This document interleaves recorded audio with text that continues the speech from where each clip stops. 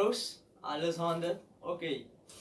Dus mijn opa, mijn stiefvader zijn vader, had in 1966 zundapp die hij, weet je, reed. Hij was een fireman op die brom. Is heb je niks nog fout. Dan, a brom is down sinds 1994. Nou, man, een rea brom, weet je. Iedereen heeft een auto. Maar daar, een weekend, hebben mijn ooms en mijn vader besloten om deze zundapp, weet je, te repareren. En wegens corona en file, weet je, gaan we dan een zundapp rijden, dus een brom rijden. Weet je, gewoon zodat dat money door is abitaai. Dan hoef je niet te veel te gaan tanken om een auto, weet je.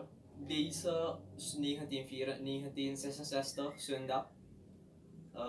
Het had olie sinds 1994, maar het was oud. Dus het rookte veel om dat oude olie.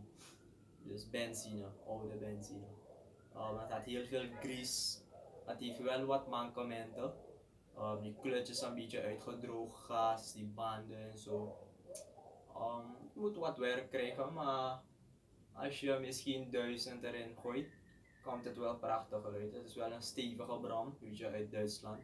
Wel, we hebben geprobeerd om het te starten, eerste keer.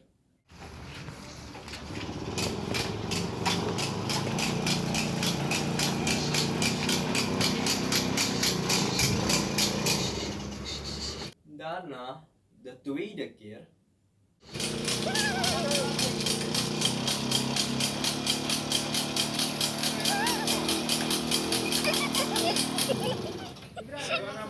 En de derde keer is het uiteindelijk gelukt. En mi omure, ja maar netjes. Dan maar lekker onder!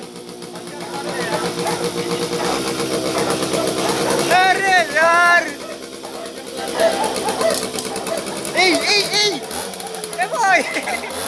Demoy!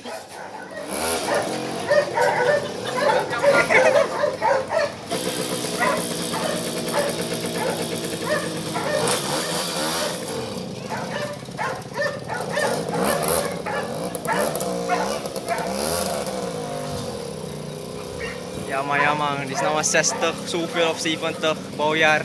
Zundapp, dit is de eerste generatie en maar elong 100.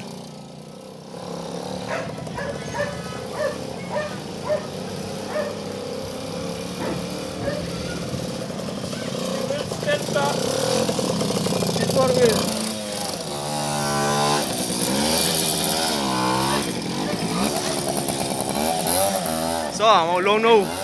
Zonder helm, lekwa mafia.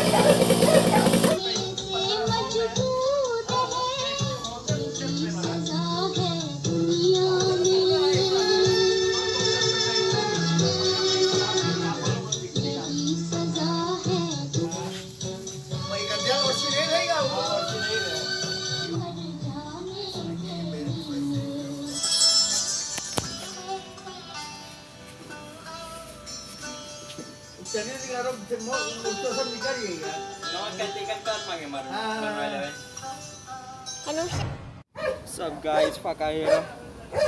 Today we review een 50cc 1966 zundapp. Het was van mijn opa. En Amali Bengue.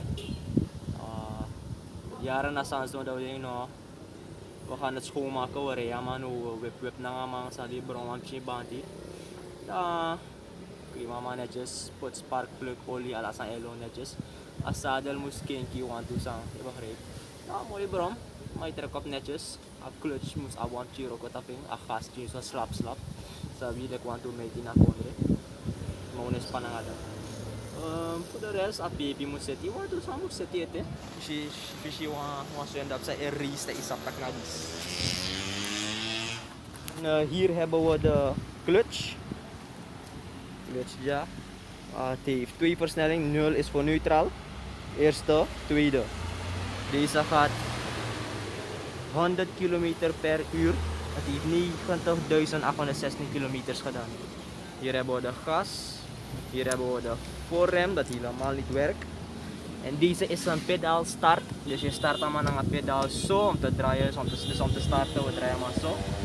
En naar achterin is naar voetrem, zo naar achteren, dus dan beneden. Normaal ligt die fiets, isabi toch? Ja, bandje naar 17 inch, niks naar fout. Achterin hebben we een soort van boerkie velg, minstens om een spak. Voorin hebben we unlimited spak, sabi. Dat je whip, wanneer je whip en je sakaboon tranga daar. De spak is hippie. We hebben shocks, sabi. Ja, maar ik doe dit maar ook niks naar fout. Hier hebben we de intake. Intake is daar. Hier hebben we de carburetor. Hier hebben we de engine. Die piston is hier. Sparkplug. En hebben we de exhaust. Hier, de manifold is hier. Het lijkt wel een beetje. Maar die koppakken is een beetje oud. Ik denk dat het nooit veranderd is, sabi. Oh, ik heb het een beetje schoongemaakt met een beetje kerosine. Al die grease is weg. Het is made in Germany. Hier te zien. Ja man, ketting is daarin. De piston zit zo, dus het schiet zo.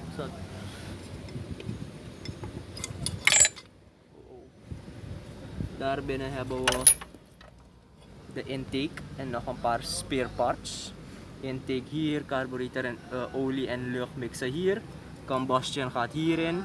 Exhaust gas gaat daar uit de pijp. En die crankshaft is vlak hier. Dat draait die ketting, dat draait die achterwiel. Wiskunde.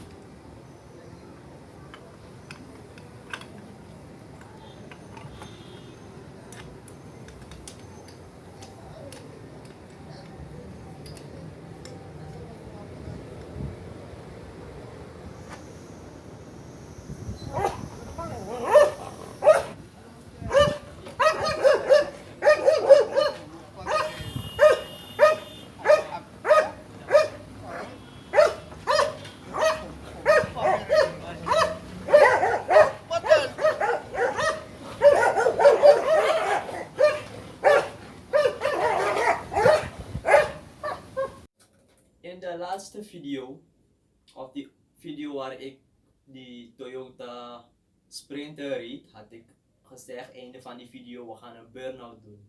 Nou, ik heb een burn-out gedaan, front wheel drive, beide kanten, geen one wheel peel. Het is wel kort, weet je. Ik ben 16, nog geen rijbewijs, het was kort. Dus, hier is die burn-out.